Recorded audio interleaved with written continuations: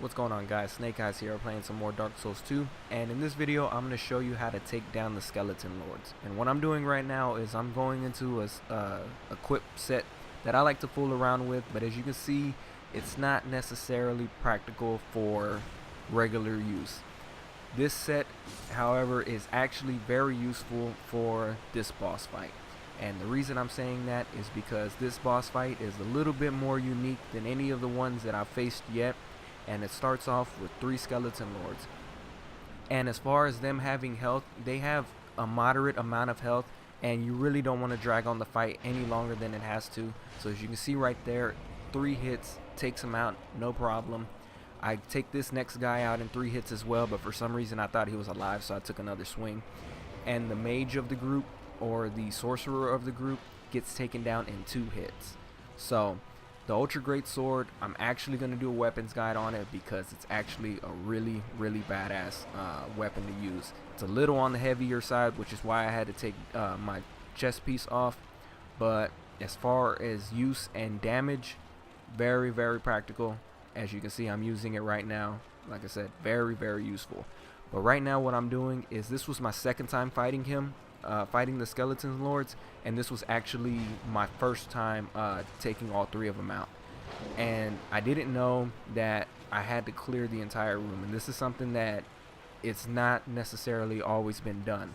So what I'm doing right now is I'm pretty much running around gathering my thoughts, and then that's when it clicks to me that the halberd is actually a very viable choice for this fight.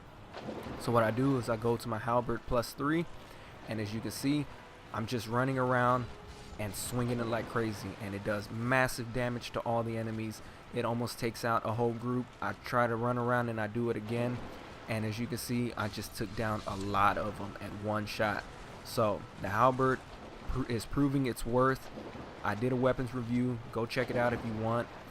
The trickier part to this fight are the skeleton wheels, because these guys are really fast, they do tons of damage, and right now being without a chest piece can be very lethal if I let them get me. But if you're having problems and you're just trying to run around, it's best to run around those I want to call them pillars, but piles of dead bones. It's best to run around those so you can kind of gather your thoughts, and then when they're all on one side, you go ahead and just take a drink of the Estus Flask like I'm doing right here and get back into the fight.